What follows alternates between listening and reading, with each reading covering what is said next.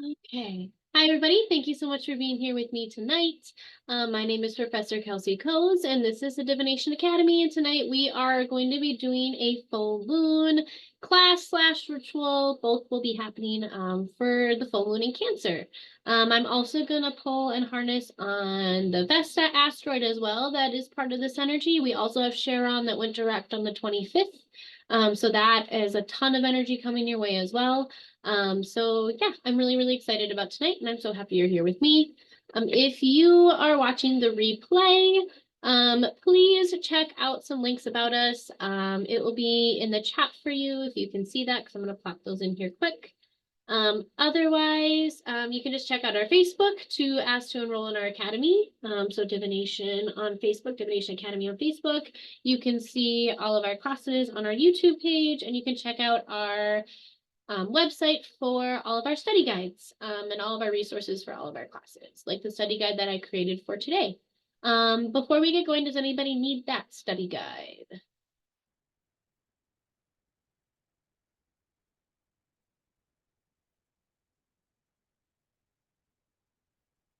Okay, I take that as a no. Fabulous. Okay, so we will get going. Like I always do, I always teach a little bit before we actually do the ritual because I like for you guys to know exactly the energy that you're working with, and so that you know how you can work with it in the future on your own as well.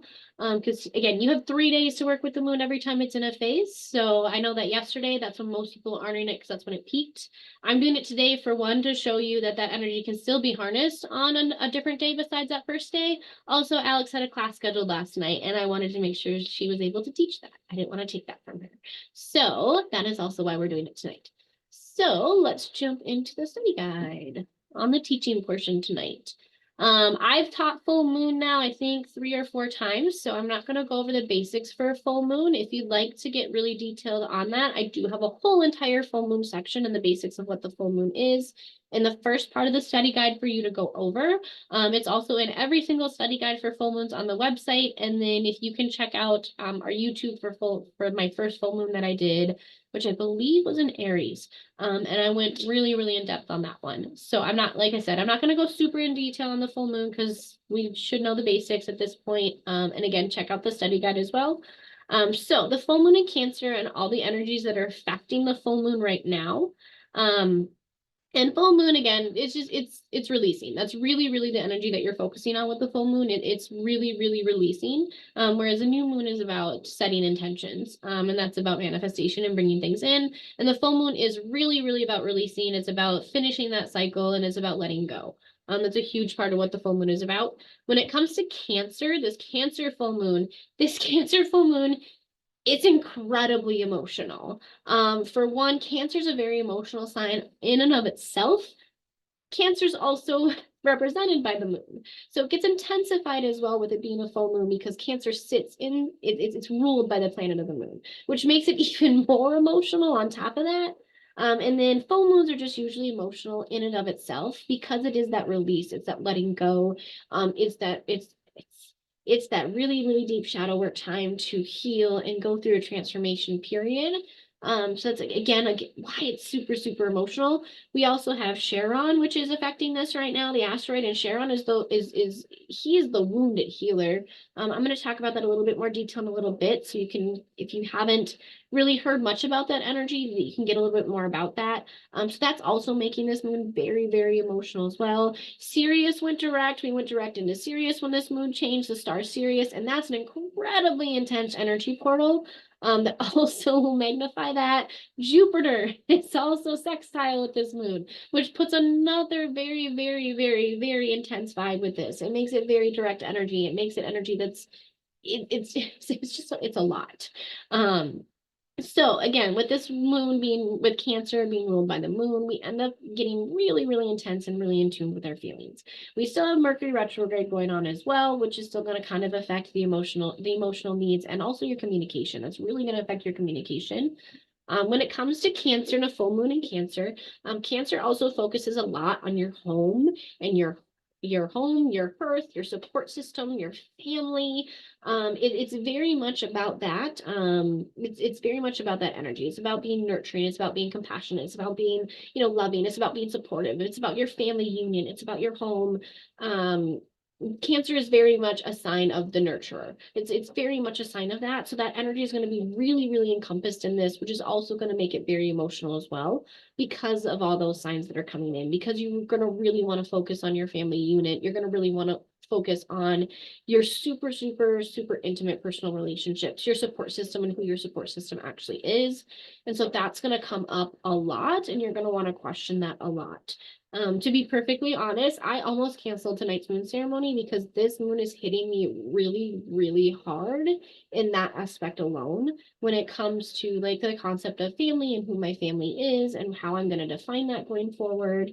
Because I've been through a lot with my family, and I'm trying to go through a very big transformation personally, and this moon's really pulled out to me that it's been really holding me back, really kind of not letting go not letting go of like traditional expectations and definitions of family, and really understanding what a support system means. So if you feel that right now, I'm just letting you know, like I'm 1,000% there with you. Especially with this being around this, the Yule season and the holiday season and all that going on. Like this one's really been ripping at me. So that's a big reason why I really didn't want to cancel tonight, because I wanted you guys to feel and understand like how raw this energy can be and how much it can really, really pull at you and affect you, especially when it comes to your support systems. If you're feeling like a sense of loneliness or anything like that, it can get intensified right now, because you're really going to want to look at your support systems and what they are. And if it needs to be rebuilt, this is going to give you that push and that motivation to rebuild it into a definition of how you want to see it. So that again, this moon is super, super emotional. It brings out a lot of your inner conflict. It helps you with family trauma and childhood trauma and like having to release a lot of that. So if you're also feeling like a little bit of, PTSD, whiplash, or anything like that going on, I also want to just let you know, like I'm right there with you with this moon. Again, like it's gonna pull up a lot of the ancestral stuff, that family stuff, that child, and your inner child is going to be screaming at you right now if you need to be doing inner child work. If you need to be doing that and working on healing, like you're really gonna hear that, you're really gonna feel that. And I really, really encourage to embrace it. Because even though that's really pulling out at you, because this Cancer moon is so nurturing and it's in the full moon and it's so intense and you have that nurturing, it's going to also create that space to help you feel safe while this is all happening, to help you feel like you can actually process this, you can actually sit in these emotions. It's going to nurture you, it's going to comfort you, it's going to give you that like mother nurturing support that you need when you're going through that. Sharon also helps with that as well, but you're going to feel that a lot right now. And then once you feel that, you're going to start to feel a lot lighter. It's going to start to help you feel like your plans can actually move forward. Your heart's going to open up, your heart chakra, your sacral chakra is going to open up. You're just going to start to feel that flow and ooze a little bit. Once you get through that part of it, if that shadow part comes up for you, if you don't feel that shadow part, and if that's not really coming up for you because it's not an issue, um, this moon is really also very harmonious. It's very warm. It's a very positive, nurturing, supportive energy. So if you don't have that shadow work to do, you don't have that pulling at you, you're going to feel very cohesive with your support system. You're going to feel very cohesive. You're going to feel very harmonious and you're going to be very drawn to your family. You're going to want to be surrounded by it. You're going to want to be in those emotions with them. You're going to want to feel that. You're going to want to feel that connection around them. And it's really going to pull to you to feel super grateful for that as well. You're going to feel that in that nurturing energy. This moon, like I said, even though it has that has that darker side of pulling that emotions out, it has that silver lining of reminding you that there is balance, there is positive side of these emotions, and that it also helps you understand how to realize that. Because you shed first that emotional exterior, and then you get into that yummy, gooey inside of harmony, warmth, and positive energy. And you end up receiving that. A lot of times too with this Cancer moon, because especially with it being full moon, you have all this energy going on, and because it is so emotional, you might feel like you're actually getting kind of like some energetic downloads or some intuition downloads coming to you right now about, you know, your support system, where you need to be going, your emotional state. Are you actually creating balance and neutrality in your life? And it might actually feel that way. This can be a very, very intuitive moon because it is so connected to emotions and that support system. So just be aware of that and listen to it. Just listen to that and take it in and digest it and acknowledge it. With this also being the last full moon of the year, it's super, super, and it in Cancer, which makes it really emotional. It's a super, super significant time for like a very big energetic release at the end of the year. Like absolutely letting go, completely dropping some type of emotional baggage, completely healing from some type of open wound that's been at you from the beginning, that you've been carrying with you all since, you know, beginning of 2023. Like this is a very, very, very energetic release. Sometimes it's kind of a cathartic end to the year and it's not quite such a big release, but this one, because it's so emotional, it feels like it's a very energetic. We are going to let go of anything that possibly needs to be let go in 2023 so that we can usher into 2024 with just this beautiful balance and this beautiful like gift that's going to be coming to us with this whole new bright vibration and this whole new frequency that the world and the collective is moving into. This Cancer energy also makes you realize that you're able to handle your triumphs, your hurdles, anything that's unfolding to you, because you have the emotional stability to do that, because you've worked through that and you have that stability to keep bringing yourself back to that balance where you need to be, and because you've built that support system to help you. So that's another thing that'll help you feel and help you feel around here. So before I move on to the next couple energies that are affecting you, I'm going to jump back into the chat and see if we have any questions about Cancer and specifically. Oh, we had a couple people join too. If anybody needs a study guide.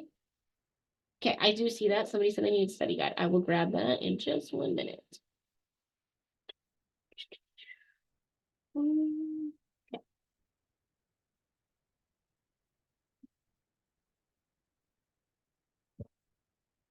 Oh, I meant to do that to everybody and I didn't.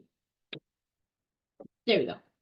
Okay, do we have any questions or comments at all about the Cancer energy that we're working with and what it's going to do and how it's going to affect you? Otherwise, I'm going to jump into the two asteroids that are affecting us right now as well.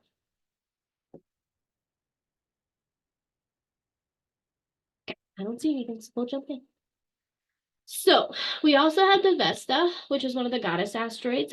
So Vesta is affecting us as well right now. She's pretty active right now during this full moon. What the goddess Vesta asteroid helps us with is it helps us feel extra nourishing and extra comfort and extra support. Because if you don't know who Vesta is, sometimes people equate her to Hestia as well. I don't do that with deities, but some people do equate her to Hestia. But she's known as a goddess of hearth and fire. So she's known as the goddess of a home. She's there to protect. She's there to, you know, support and nurture her family. She's really, really a very motherly deity. For the most part, that's how she's seen. So this is the energy that she brings to you. This asteroid brings in a super extra potent, very nurturing, comforting. It makes you really look at and challenge, like, are you actually in an environment that lifts you up and nourishes your soul? Like, are you actually surrounded by the people that you're supposed to be surrounded by to bring out the best in you and to help you fulfill your sacred contracts and your sacred purposes this lifetime? So that's what Vesta really, really brings that in. Like she really brings that nurturing, comforting, that questioning energy for that. She helps you focus on being also very creative and some type of beauty and positivity because she is that goddess of home and hearth. She's seen as very, very beautiful. She's seen as she's tied to that. She's tied to that family life and that very nurturing energy. So it might also increase you to want to be a little bit more positive and to maybe spruce up your environment a little bit more. I notice whenever she's around, I usually end up redecorating and I super deep clean, or I go ahead and I redo like all of my affirmations around my entire house. Usually when that asteroid's active, like I end up changing up my entire environment. So typically with her, I always suggest like when this asteroid is active, make sure that you're setting an intention that's about creating a home environment, an environment that you're in that's aligned with what you need and what your soul needs to thrive. Because sometimes I think we forget about that. We focus so much about just the people that we're in and we don't realize the environment as well, which is about the people that we're in. And sometimes we focus so much on the shadow work and what we're doing, and we forget that the environment that you're in also affects you. Like you can do as much shadow work as you want, but if you aren't in the proper environment, if you aren't growing in the right soil, that shadow work is only going to get you so far. So that's why I love her when she's active, because she really, really helps bring that out as well. I mean, I personally can attest to the fact like how hard this affected me as well on top of this cancer. I went and I actually literally just cut out an entire side of my family. Like they are literally completely cut off from me. They have no way to access me. I literally told them I am no longer considered a part of this family anymore. Please do not, because you are just not an environment that I need to be in. Anytime that you guys are around, things go bad for me. You guys are not supportive. You don't reach out to me. You don't talk to me. So I literally made this decision while this was all going on, because I was literally sitting there thinking, I'm like, what is really still holding me back? I don't feel like I fully have finished this transition. And I really took this look around to understand that my support system and my environment, it was not what it needed to be for me to continue to thrive, for me to continue to grow. I needed to be put in different soil. I needed to really look at what my environment was around me. So this energy is really going to pull with the Vestia asteroid active. So just pay attention to that and listen to that, accept it and harness it, and feel out where it needs to go. You may not need to go as severe as I do and completely cut off an entire side of your family. It may be simply that you need to talk to somebody and set boundaries on what type of conversations you have or topics you talk about. Or you need to talk about the fact that like maybe you have a friendship that's really kind of one-sided and you don't want the friendship to go away, but you would like for it to be a little bit more even. And this is where you can kind of have those conversations and you can kind of look at that environment. Just a couple examples. So when it comes to Sharon, if you don't know much about Sharon, he's super, super interesting. And most people know him because of Hercules. But Sharon, he is known as in astrology, he's considered the wounded healer of astrology. He was actually originally classified as an asteroid, then reclassified as a minor planet or comet, and it's kind of gone back and forth. So honestly, I think right now, technically, he's a minor planet or comet right now, not an asteroid, but still affects our chart. It's not every astrologer who does chart readings includes Charon, but he still can be included. He's a part of our chart. So because he keeps getting reclassified as well, because it's got a very unusual and erratic orbit, and I can't quite figure out like what's going on with that. It's kind of hard to predict sometimes as well. So he's named after the Greek mythology, the immortal centaur Charon. If you don't know what a centaur is, it's the half human, half man. He was known for being actually incredibly skilled as a teacher and as a potent healer. Like he was even like a wild card for the centaurs. Like he even stood out among the centaurs. He was known for being incredibly gifted. He was known for his wisdom. He was known for his teaching skills. He really, really was kind of almost like a centaur sage, if you really think about it. Like he really was. Most people know him, like I said, when it comes to Hercules. And the reason why he's considered a wounded healer is because one day the way the story goes is one day he was struck by the demigod Hercules' poison arrow. And because he was immortal, he can't die, but he also can't heal himself from the poison. So he's literally just destined to live in constant pain and always have this festering wound because he can't heal himself because he has immortality. So then eventually it was arranged that Prometheus would exchange his mortality with him so that Charon could actually take his place among the stars and finally be liberated of his suffering. And that's why he holds a place in astrology. So he represents in astrology our absolute deepest, most tender inner wounds. Typically, these relate to your inner child, not always, but typically. They're the most difficult wounds that we will have to go through and heal in our lifetime. They're often created during our childhood. That's why I said that a lot of times your inner child, they're going to be attached to that, but not always, because it also can be a wound that's part of a past life wound that you're still working on. It could be a wound from 12 lifetimes ago that's been with you, and it's a karmic wound, and it's a karmic debt that you're still trying to work through, still trying to process. Um, Usually what ends up happening is you don't really see it quite so much in childhood, but it really will manifest itself in adulthood in ways.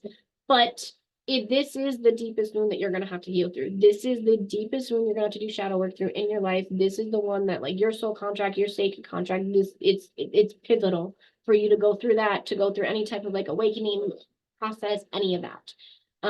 So when it comes to this, because he's placed like that, and that's how he means when he shows up, when he's here, it really, really can kind of trigger that. It can really pull that out. It can really make you forced to look at it. It can make it really come up to you in shadow work. It can change your behaviors. It can make you a little bit kind of like erratic. And I should have realized he was going to be calling into orbit sooner than he was, because usually when he's coming, I get very emotional. I get very moody. I I have bipolar disorder, and I notice a lot of times when that happens, like I have a really hard time even noticing when my swings are going to come. Usually I can tell. Usually again, I can notice the physiological changes. I can notice the emotional changes. But when he's around, it's just like bam, and like my switches will go from one to the other. I'll hit mania like crazy. I'll hit a really bad depression usually when he comes around. Thankfully, I have a lot more skills now this year, so it hasn't been quite that bad for me this time around. But he can really, really pull that out. He really pulls out that really painful part that you really, really, really need to deal with. He really pulls at your inner child. Now, when this is mixed with Cancer, this gets really, really intense, because you also have that nurturing energy that's there. So it's also really pushing you to do it, because it's going to make you feel safe.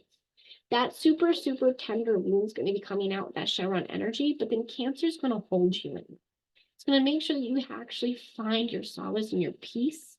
It's going to make sure that you feel protected while you're doing that. It's a very, very, actually very, very beautiful balance. It's a very, very beautiful energy that comes together with that. Because Cancer, like I said, it's been known for its sensitivity, its capacity for empathy, its capacity for being nurturing and protecting, and really, really pulling that in for you. Whereas, and then you're also going to have that Chiron energy that, like, it's very intimate, and this emotional wildness. It's very, very intense, and it really, really shines a light on the most vulnerable corners of yourself. But then, like I said, you're held in that Cancer energy with that protection, that safety, and that true nurturing love to really, really actually let that transformative power, like, really, truly bloom and blossom. I'm actually like, I've been like, as much as I like this one's really hit me hard, and I almost canceled tonight because it's been pretty, like, it's been a really, really intense energy hitting me. Like, I'm actually almost been shaking at times with how excited I am to see what this combination of energy together is going to fully accomplish for me. Because even though, like I said, it's felt really like Chevron really pulls out those really, really deep, deep wounds for you, like that really, really deep one. But that Cancer energy, like it's been such an emotional ride with it, because again, it pulls out so much and it forces you, but you feel so nurtured while you're doing it. Like at no point in time while doing this have I felt worried that like my emotional stability is going to get out of control, which usually sometimes when this is coming around, that's been an issue for me. But that Cancer is so nurturing, so supportive, and so protective. It's really, really going to help you with that. So that's the basics when it comes to Chiron. I have a lot more in depth in the study guide. If you want to take a look at it, definitely go ahead and you can do that. Now what I'm going to do is I'm going to jump in the chat, and then I'll go over the correspondences for the moon and Cancer. And then we will jump into our ritual for tonight. So any questions when it comes to Chiron or Bestia or any of that?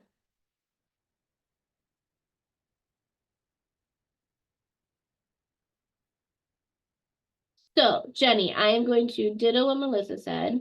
You do 100% have a support system here. It's a huge reason why I do so much for this community, because of how much it's giving me. Because I really truly, when I'm telling you, like, I have my husband, I have my cousin who's my best friend, and I have one other friend that I talk to. That's who I have, and my son, outside of the divination community and the community that I'm now building for myself. So you definitely have a community here, and I want to like emphasize that as much as I possibly can. You can always reach out to us and have a community here. And then again, like, outside of that, you work on building it. I'm working really, really hard to build my support community. It can be done. It's really, really difficult, but it can definitely be done. I promise you. But yes, I definitely wanted to know that what Melissa said. You do 1,000% have a community here. Yeah, Melissa, yeah, I hear you. And that's why I've been reiterating it a lot because this was really, really hard for me. And it is every time cancer comes around. And I feel like a lot of people that if you've been through a lot of trauma or you have, a lot of I don't like saying this, but if you have mental illnesses that you deal with that affect your life, like I feel like this one's really difficult. It's no matter how much shadow work you do, this one really. Where is Cancer in your chart? I honestly haven't looked to see where it specifically is in my chart. My chart is so heavy in Virgo that I honestly haven't looked that far. I will when we're done here, I'm gonna go check for you, Melissa, and I will DM you and let you know where it is in my chart. I haven't gone that far because I'm not kidding. Like literally 9 of my 12 houses are in Virgo. One house is in Aries and the other 2 are in Capricorn. So I am Earth like across the board. It's kind of intense, but I will double check, Melissa, for you. Yeah, I like that's why every time you hear me say, if you've been with me before, you've heard me talk about how like I am Virgo energy, like it's literally 9 of my 12 houses. And then I have Capricorn right next to it on both sides for 2 of the other 3. And my Chiron's even sitting in Virgo, which is interesting. My Lilith sits in Virgo too. Which Virgo, I don't, apparently that's just my energy. I know I have talked to a lot of people who are like, what is this chart? I'm like, I don't know. And guess what? My husband's a Capricorn and his charts, 7 of his houses are Capricorn. My son's a Taurus, 8 of his houses are Taurus. It's just earth energy all up in this house. It gets whoo sometimes in here. I will tell you that. Oh, okay. Sorry. That got off on a tangent. Yes, it is so stubborn in here. It is insane. Like sometimes when people listen to my husband and I'm like, I literally, if they know astrology, I just look at them like, you're looking at a Virgo and a Capricorn right now. And we've been together since we were 18. So like we've grown up together. And I'm like, this is what you're hearing. Like we are so stubborn. Woo! Yes. Okay. Sorry, guys. Very, very, very off topic. Okay. So we're going to jump back in. So when it comes to correspondences for Capricorn, I talked a lot about what Capricorn is. If you don't know what a correspondence is and you haven't been with me before, even though I'm pretty sure everybody in here has, I'm pretty sure everybody's been with me before. A correspondence just is an item, a symbol, a thing to where you can energetically tie to that energetic link. It's a way to create that link. It's a way to represent. It's a way to honor, respect. It's a way to create that energetic link. I like that verbiage best. That's how I like it to say it. It's a way to create that energetic link between you and whatever energy you're trying to attach to, whatever energy you're trying to call to and work with, and also, like I said, give reverence or respect to. So when it comes to correspondences for the Cancer moon, your element is going to be water. Your symbol or sign is going to be the crab, and this one I think is interesting because usually you have almost 1 or 2. You usually have 2 or 3 signs or symbols for most moons, but this one I can't find anything else really that's represented with this besides the crab. I guess they're known as the nurturer as well, but that's more of like an epithet, not the symbol and the sign. The ruling planet, like I talked about before, is the moon. For colors for correspondences, you can use blues and silvers. The tarot card that it's going to connect to is going to be the chariot. For metal, you're also going to use silver as well if you use that in any of your workings. For incense, this one I also find interesting because I've really only ever been able to connect to Cancer with 1 incense. Usually I have a couple that I've had pretty good luck with, but it's really only ever sandalwood that I've ever really had good luck with, and I've ever been able to work with a correspondence with incense. When it comes to animals, you have crabs and then all other ocean crustaceans. Herbs, you have lemon, anise, sandalwood, rose, and lilac. I've tried lilac and rose incense, but I've never been able to get the same energetic frequency and the same energetic connection as I had with sandalwood.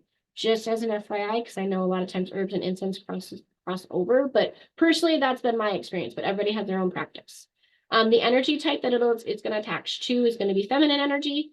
Crystals that you can use are going to be selenite, moonstone, emerald, pearl, carnelian, and rose quartz. I have the most connection when it comes to this energy, when it comes to rose quartz, because of how nurturing and loving and compassionate and supportive this energy is. And then also moonstone and selenite, because it's ruled by the moon, it magnifies it a lot. When it comes to the mode that it's connected to, you're going to look at the cardinal. The statement that typically it is the I feel. Those are going to be a lot of your affirmation statements, and shadow work going to be about your I feeling, your feels. The chakras that you can connect to, really, really, really, really the sacral chakra, but you can also work with the heart chakra as well. But it's really going to be, the sacral chakra is going to be really key for this one. When it comes to themes, we've talked about it a lot, but nurturing, supportive, emotional, deep healing, home and hearth, family, and very intuitive as well. So I'm going to jump back in the chat, see if you guys have any questions. And then like I always do, I will give you guys 5 minutes to get into like what I love to use the verbiages, your energetic container. Otherwise, some people call it sacred space, your sacred temple. Some people call it dropping in. Some people call it a meditative state, whatever your verbiage is for that. If you guys don't have any questions, I'll give you 5 minutes to get into that, and to get any materials that you need. So for the ritual tonight, like I said, we're going to be doing shadow work that's based on Cancer energy and Chiron energy. And then also I have a release ritual for the gratitude release ritual we can do with the full moon that has to do with the new year. If you'd like to do that one, you need a piece of rose quartz if you can get access to it. If you can't, crystal quartz will work as well. And then a bowl of water, and then a piece of paper. But I would prefer the rose quartz. But if you don't have access to that, that's totally fine.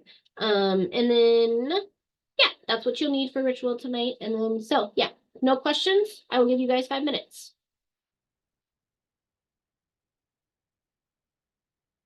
And a candle if you'd like, but I always tell you guys to use candles for rituals because they're great. It's a great correspondence, and then it's a great way to focus.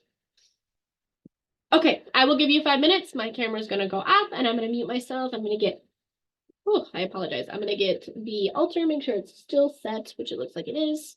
And then we will come back and we'll be ready to go.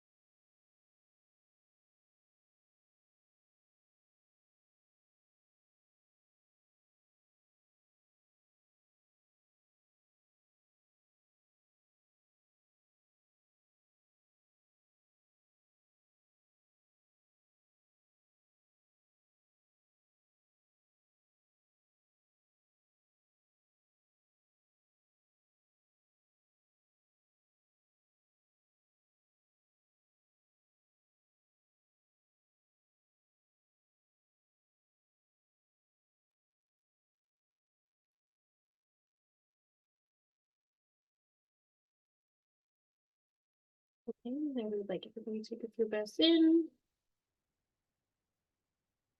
few breaths out.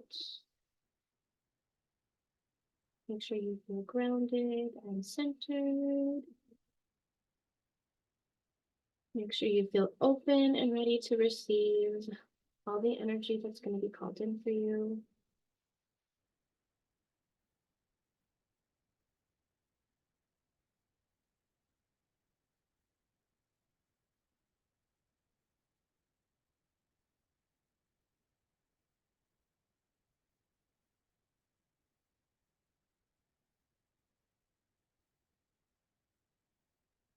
I call to the gatekeepers and guardians of the 4 directions.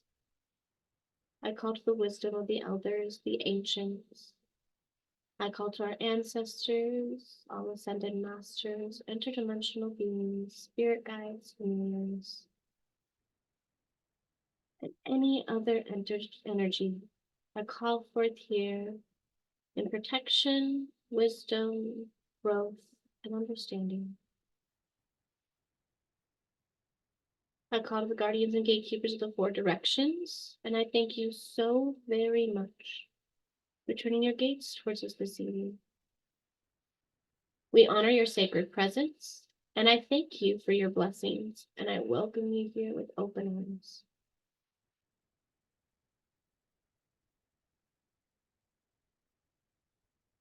I call to the direction of east, the element of air, the ones who breathe new life into every single being.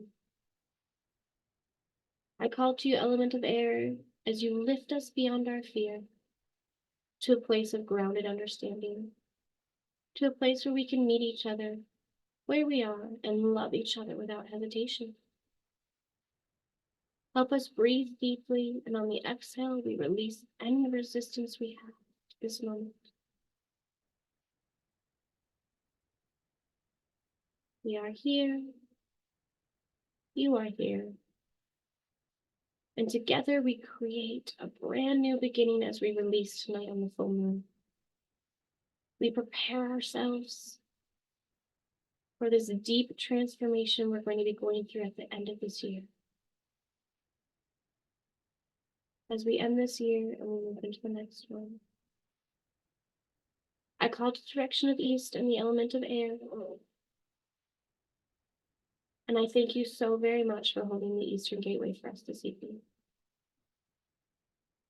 I call to the direction of south, the element of fire. For you are the fire that burns within us, and you remind us that our passion lies in our deepest power, in our deepest wounds, in the deepest depths of our healing. Help us to summon the bright, burning wilderness and passion within us. Help us to keep our fires lit even as we go through wind and rain and storms. Help us, dear element fire, to burn down the ashes of anything left in our lives from this last season of harvest, from this last year that no longer serves us. Help us to burn everything to ashes that we no longer wish to bring with us into the new year. I call to the direction of south and the element of fire, and I thank you so very much for holding the southern gateways tonight. I call to the direction of west and the element of water. For you are the water that flows within us, and you remind us that our feelings, they're not meant to be feared.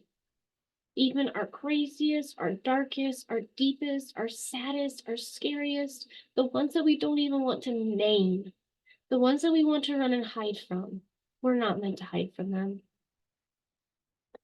Help us, dear water, to not hide from our fears. Help us to surrender to your giant waves of emotions without any worry. Help us to feel them to the deepest depths that we're meant to, so we can truly heal and transform. Help us, dear water, to carry away what no longer serves us, to wash it away to other shores. I call to you, dear element of water, to help us to create a new channel of flow in our lives, and to teach us that we need to honor our mind, our heart, and our body, and we need to bring that flow of channel back to the earth. I call to you the direction of west and the element of water. I thank you so very much for holding the Western Gateway this evening. I call to the direction of north and the element of earth. Earth, you are here to ground us and protect us, to teach us to listen more than we speak, to teach us to trust that when we fear, we are meant to, and to let go when we are not supposed to. Remind us to put our feet in the grass, to put our feet in the soil, to put our hands on the tree, to come back to you, to ground us, to seek support, and to seek stability. I call to you, direction of north, the element of earth, to guide us back to the ways of our souls, the ways of our ancestors, the ways that our contracts are meant to be honored. I call to you to the element of earth to allow us to manifest in strength and stability, and to remind us that all the support that we need is here. I call to you direction of earth, the direction of north, and the element of earth. And I thank you so very much for holding the northern gateway this evening. I call to the gates, keepers, and guardians of both above, below, and all around, to all ascended masters, all other deities, elementals, spirit guides, ancestors, interdimensional beings, and any energy that's here in support, wisdom, guidance, and growth. I thank you so very much for holding each and every one of the gateways this evening. Amen. Ahom. So move to this. I'd like everybody to take a few breaths in and a few breaths out. Really feel the energy of the circle being cast around you. Feel the protection, feel the support, feel the wisdom, the guidance. With each exhale in, you're thinking of anything and any energy that you need to release. On the exhale out, you're breathing it out.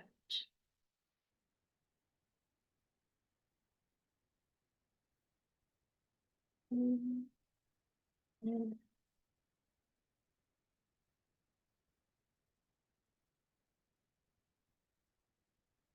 on the inhale, come to your mind's eye when it's released. On the exhale, blow it out. As strong as you possibly can. As you're doing this, I want you to remember that you are water. We're meant to cleanse and flow and adapt. As you're doing this, I want you to remember that you are fire. You are meant to ignite, to illuminate, to energize, and alchemize. As you're doing this, I want you to remember that you are air. You are meant to observe and breathe and focus. While you're doing this, I want you to remember that you are earth. You are grounded, you are nourishing, you are built to heal, you are built to breathe, you are built to live.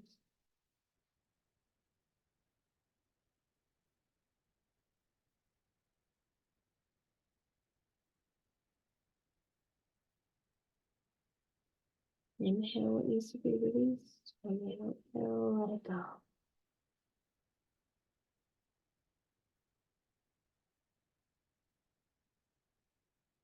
I call to you, to your moon, Mother Goddess, to bring your presence all from afar.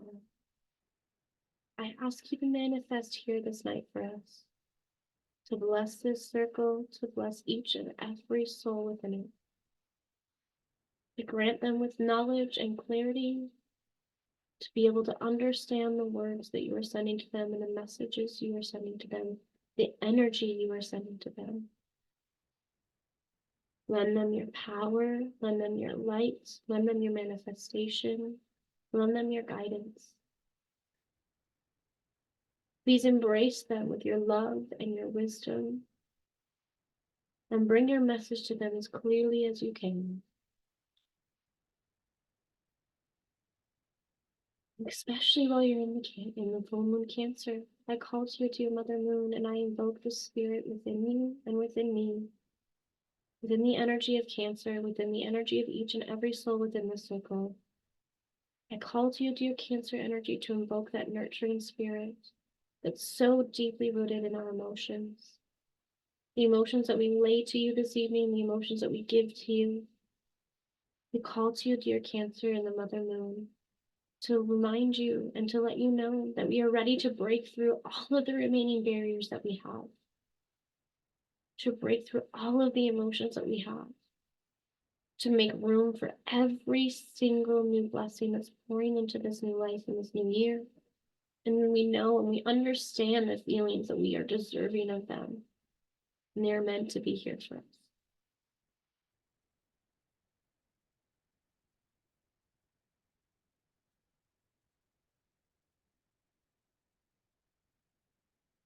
Take one more breath in, one more breath out. And now we can grab our pen and our paper and we can start doing some actual releasing and shadow work here. I'll give you guys a minute just to make sure you're ready. Remember while you're doing this to keep pulling on the energy that you're feeling around you. Whether you need to ground yourself, whether you need to look at and hold a crystal, whether you have a candle lit and that's how you're going to pull back to that energy, whether it's simply my voice. Now, with your pen and paper, what I'd like you to do with this releasing tonight is in the middle of that paper, I would like for you to draw a big circle. The circle that you're drawing is going to be a representation of the full moon in Cancer that you are calling down right now, that you are energetically linked and you are energetically connected to. If you need to come back to that full moon energy, this big circle on your paper is also going to be a great way to pull into it. Once you have that circle ready to go, within that circle is where you're going to write any of the answers to these shadow work questions for things that you may need to be releasing tonight or things you need to be looking at more. If it's something you need to release, make sure you have it towards that center of that moon so that energy is going to be the most potent. If there are things that are coming up to you from shadow work that aren't specifically going to be released, you can write those on the outside of that, just to remember that those are shadow work topics that you'd like to come back to with this energy. So, the first question I really want you guys to think on and remember, make sure you're breathing in and out. You're focusing on that full moon on your paper, you're harnessing the energy, and you're remembering the energy that's cast for you within this circle. So if you were not afraid of anything at all, and there was anything that you could possibly be or aspire to be or do in this world, what is the one thing you need to let go of so that fear would no longer be there for you? What is the number one fear and the one thing that you need to let go of so that you could be who you aspire to be, what you're meant to do, and so that that fear is no longer blocking you?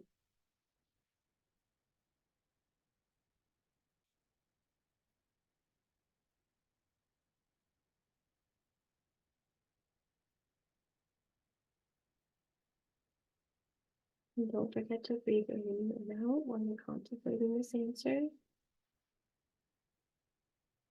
What is the number one fear you need to let go of? Not fear itself, but the specific fear you need to let go of, release to be exactly who you aspire to be. Not what anybody else aspires you to be, but what you aspire to be.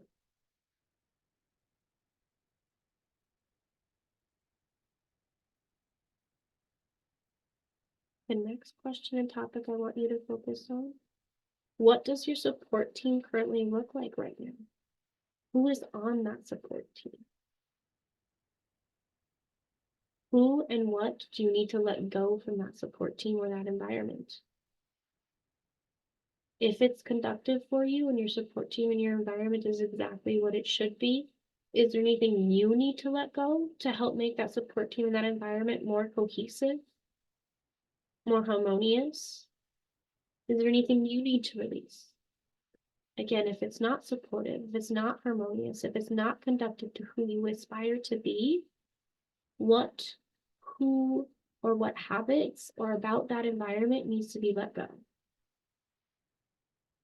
Write it in that center moon. Release it to that middle of that big giant moon on that paper for you. And remember, this is about what you think, what you need to be, who you aspire to be, not what anybody else from the outside is putting on you.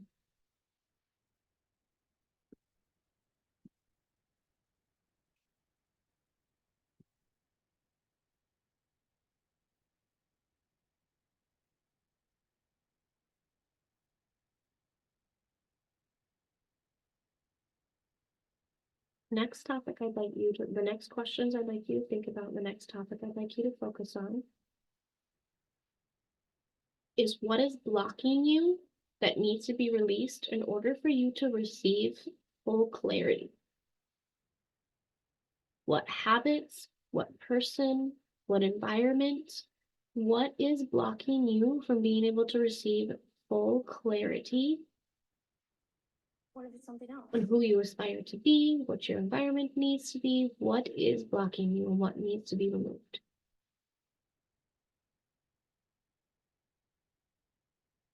And I can tell you when it comes to this answer, it might be a knee-jerk reaction that's going to immediately come up. Trust it. Usually I don't like the answer that comes up with this question. Usually it's a personal thing that I have to work through on myself, and I will knee-jerk try to push it away. If that emotion's coming up, ask yourself why. And keep asking yourself why until you can't ask why anymore, and that will be your answer.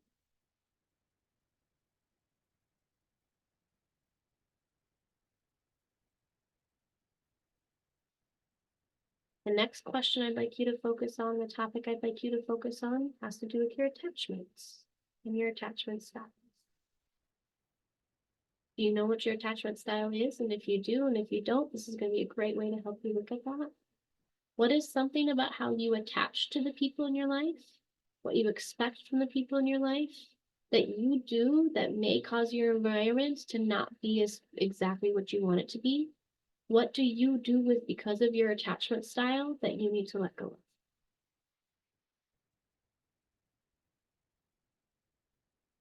So for example, I have real issues when it comes to abandonment. I hate to have to say it, it's cliche, but I also have some daddy issues going on. So when it comes to my shadow work and attachment style and things that I have to release, a lot of times I end up having to release self-doubt. I end up having to release trying to be controlling with behavior. I end up having to release things that have to do with abandonment, like jealousy, and things like that. So those could be some things when it comes to attachment styles you may have to release in order for your environment and your support system to fully grow and become harmonious.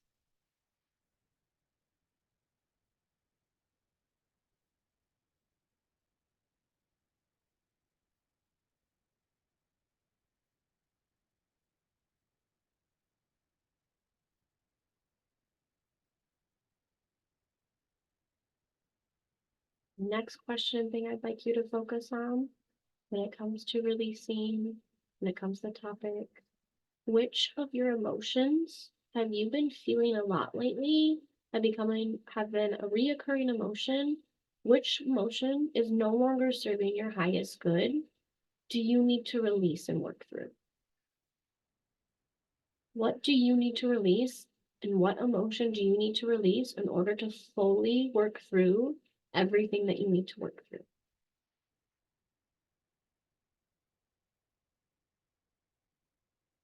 For me lately, it's been anger. I've really had to look at my anger.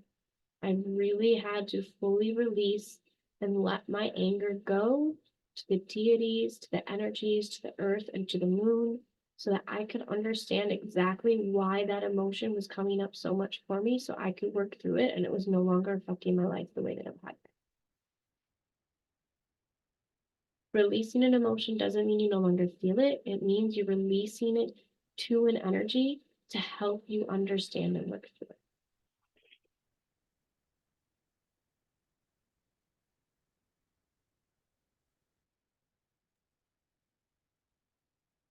The last topic I'd like you to work on and focus on with this part of the sections and the rituals are going to be, what do I need to release in order to fully trust myself, trust my intuition, trust life, trust the universe, trust my support system? What do I need to fully release in order to trust those that are there to nurture and support me? Whether it's the cosmos, whether it's the deities, whether it's your family, whatever it is, everything that there is within this entire multiverse that there is to support you. What do I need to release in order to completely trust in them? To accept it, to harness and believe that I deserve to be a part of that. to trust that it has my highest good, to trust that it's there to support me. What do I need to release in order to do that?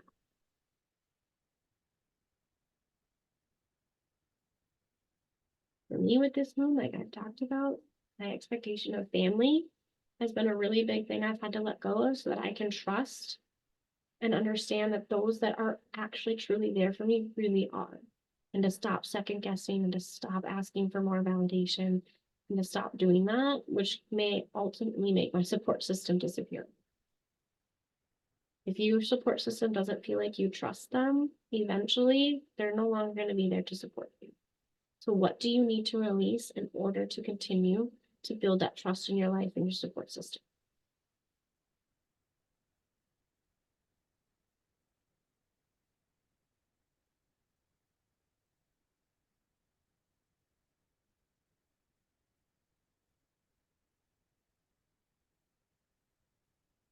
Now that we've done all that work with that, I'd like to do one more invocation to make sure that we fully release this to the moon energetically. And then on your own, when you have your own time, you can choose how to release this list in your own way. You can either give it back to the earth and bury it back to the earth. You can burn it. You can give it back in water. You can add it to your altar and keep it there for this entire lunar cycle so that you can remember what you're releasing. There are lots of options for what you can do with this page. It's going to be up to you and your practice. But right now, I would like everybody to take a few deep breaths in and out. In and out. And I'd like you to put one hand on the center of that moon that you drew and that you wrote everything you're going to be releasing. With this bright full moon, I choose to cleanse myself and all those within this circle. I release all that no longer serves me and those of every single soul within this circle. We release our limiting beliefs. We release our pain and suffering. We release fears and doubts and insecurities. We release obstacles on our paths, and we release all those relationships that no longer serve our highest good. We release situations and energies that no longer serve us. We now choose to release all of this energy and ask that it be transmuted into loving, healing, cathartic energy that brings us wisdom, guidance, and clarity.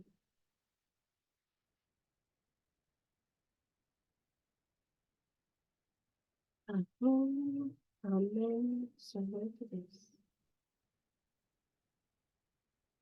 Okay.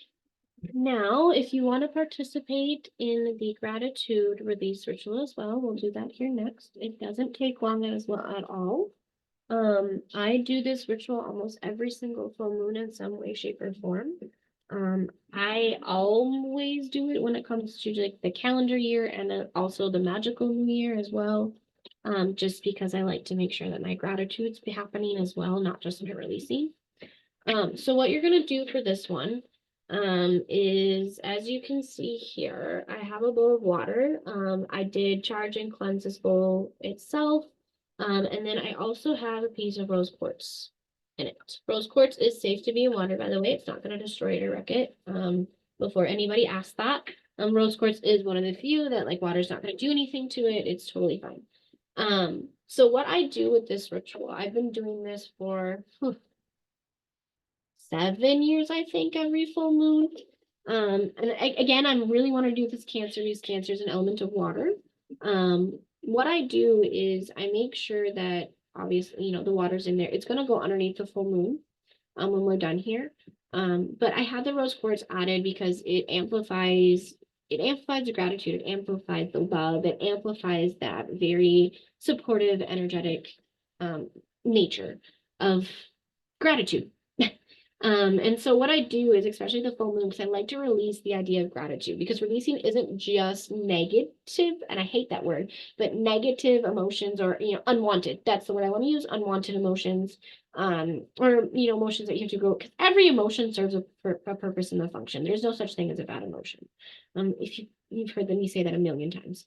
But what I do with this is I make sure that I list my top 3 things that I'm grateful for, depending on how I'm focusing it. If I'm doing it just on that lunar cycle, I focus on that lunar cycle. But this one I wanted to do the entire year because we're going to be coming to the end of the calendar and chronological year. What you'll do is on a piece of paper, you're going to write the top 3 things. And I pick 3, that's my number. You can pick a different number if you'd like. It's an OCD thing. I can't walk away from it. I tried really hard. I just can't. I've accepted that one. So if you want to do more, you totally can, but I always pick 3. And so you're gonna write down, like I said, however many numbers you choose, things that you're most grateful for, that you really like I'm not like truly grateful for.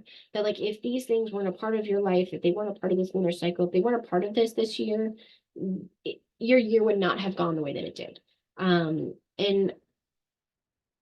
so that's what I'm gonna have you do right now. I'm gonna have you decide what you're gonna do, and then we'll go through the next parts of it. Because like I said, it's a super simple ritual that I love to do. So if you want to share them, you totally can. If you don't, I never make you guys. I will just with mine, just because that's who I am. I kind of share everything. I have a filter, but not really. When it comes to personal stuff, I'm pretty open. But my number one thing for me is actually going to be DBT. If you've been to a lot of my classes before, I've talked about it, but dialectical behavior therapy, it literally saved my life and it changed my entire world this year. It's an entire lifestyle for me. And if I don't show gratitude, and I do it all the time, but if I don't fully honor what that did for me this year, it just doesn't feel right. So that's going to be on there for me. Another huge thing that's going to be on there for me actually is Divination Academy. Divination Academy's done a lot for me. I'm a professor and I've only been a part of Divination Academy for not, I think, a year now. A year. Maybe I hit my year mark. I'm not sure. But Divination Academy brought a lot for me. It started to create a support network for me. It really opened up and let me realize that like I don't need to sit in this. I have a real issue with imposter syndrome to where I feel like I don't have any right to even teach because who am I? But this really helped me gain confidence in that, and it really helped me understand that like I know what I'm talking about. I've done a lot of work. This is a really big part of my life, and I want to help people, and it really helped me get that platform to be able to share and help people. So it's really big for me. So it's a huge reason why I'm not just I'm not just putting this on here because I'm teaching through divination right now. Like it really truly like wholeheartedly impacted me and impacted my life and my year. I have 2 new businesses coming off of this. I have books that I'm writing that are making me really happy, and a lot that I'm doing. My other third thing that I'm going to put that I'm super grateful for this year that like really transformed my life, that I feel like I really need to release into this outside of DBT and the Divination Academy. It's really my nuclear family, my husband and my son. Um, I don't know where I'd be without them, and it sounds super cliche, but I really don't. And my husband's going through a really rough time now, so to allow me to be able to be there for him, like he's been there for me, and all of that as well, it's been a very eye-opening, very transformative experience for me. So they are on there for me as well. If anybody wants to share theirs, they totally can. You can put in the chat, you can unmute yourself. You don't have to because it's super personal. But again, like I said, I share with you guys. So the next part of this ritual, I'll give it actually 30 seconds before to see if anybody wants to share.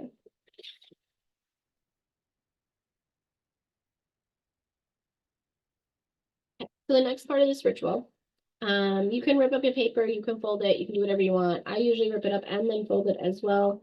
While I'm folding it, if I fold it, I make sure that I'm energetically sealing it with my energy. I make sure that it's attached to my fingers and I'm visualizing that. Whether it's, usually I use color, so for me it's gray. And then I usually make an affirmation statement of thanks while I'm sealing it. So I'll say something along the lines of, I seal this paper in gratitude and thanks to the universe, to the moon, and to all the cosmos for everything that this paper has within it. So some type of affirmation like that, I will seal it. I then take the paper, and I actually place it in the water. A lot of times I'll take the crystal, and I'll put it on top of it, so it's all the way at the bottom.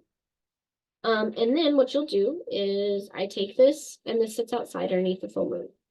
That way I can, if you can't have it outside because of weather, I mean, it is winter right now, but in Minnesota, like it's it's raining. It's been raining for 4 days. It's not even cold enough for there to be snow. So I can still put it outside right now. But if you're somewhere where you can't, and you know your bowl's gonna shatter or anything like that, or it's gonna freeze, don't put it outside. If it's not gonna freeze, you're totally fine.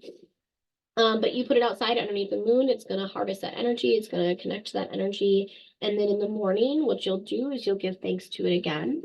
You'll release it again with the same mantra in the morning. And then you can dump out the water. I usually give it back to the earth. You can take the crystal out. Sometimes I will bury that crystal if I choose to bury the paper and give it back to the earth that way. But typically with this ritual, because I'm using water as the source element, I actually just give it back to the water. So I actually take the paper and I release it to the river, or I release it to a lake. Otherwise, sometimes it'll be completely dissolved in the water, and then I just bless the water as I'm giving it back to the earth. So it really just depends. So that is the basis of this ritual. We started this ritual, and then you get to finish the rest of it, because we will set it underneath that full moonlight. Okay, we still have the circle cast as well. So if there's no questions about that ritual, I'm gonna go ahead and close the circle and call the energies back because we have done everything that we were going to do tonight. So I don't see anything on that. Fabulous. Okay. Make sure I get my katana here.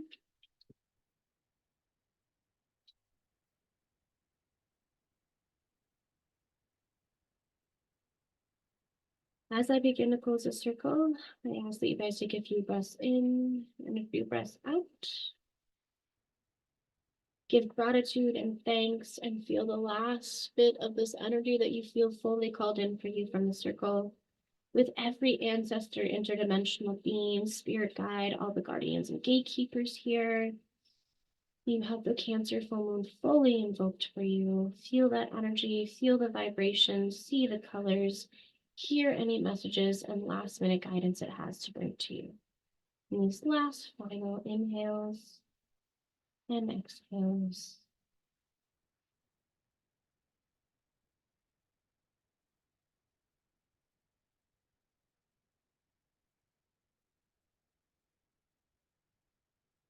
I call to the guardians and gatekeepers of the direction of north and the element of earth. I thank you so very much for holding the northern gateway, and I release you this evening. I call the guardians and gatekeepers of the direction of east and the element of air. I thank you so very much for holding the eastern gateway, and I release you. I call the guardians and gatekeepers of the direction of south and the element of fire. I thank you so very much for holding the southern gateway, and I release you. I call to the guardians and gatekeepers of the direction of west and the element of water.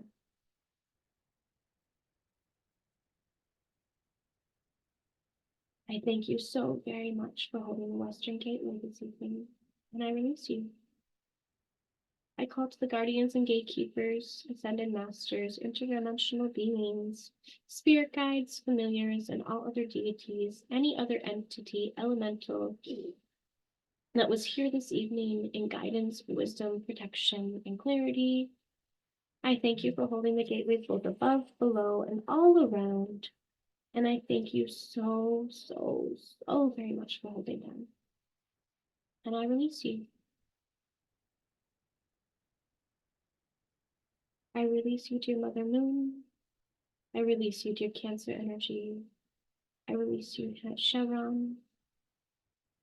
I thank each and every one of you so very much for being here with us tonight. Aho, amen, so no to this.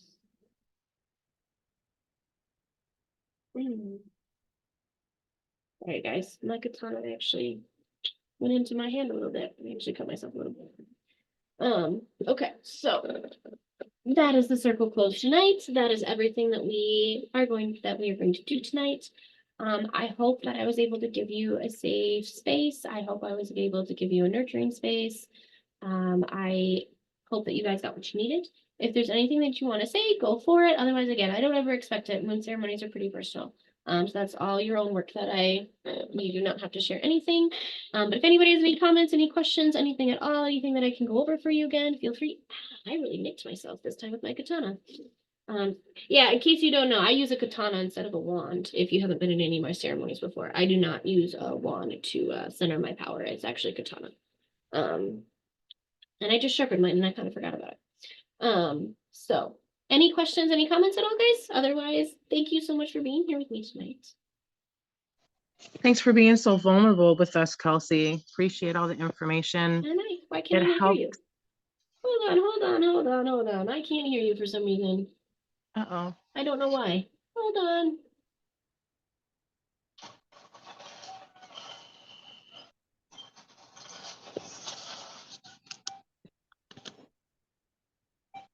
Weird. Can you turn that down? Okay. Can I hear you now? Can you hear me now? No. Thank you, Andrea. Okay, Melissa, I don't know why, but for some reason I can't hear you. It says that my my thing's connected. So I'm really sorry. If you want to put it in the chat, I'm so sorry. It says that my speaker is connected and I should be able to hear you, but it won't let me. I'm so sorry, Melissa. I feel really bad. I'm so sorry. Thank you so much, guys. I'm so sorry. But thank you again for all the thank you. I super appreciate it. And thank you so much for being here with me tonight. It really means a lot, especially with what I'm going through right now and everything. It really means a lot. So thank you guys. I hope you guys have a good evening and I really appreciate it. Thank you, Melissa. I really appreciate it. I'm so sorry. I don't know why. I'm gonna have to figure that out because I want to be able to hear you guys. Okay, thank you guys. Have a good night. I really appreciate it. You guys are so welcome. I mean, that's gonna bother me.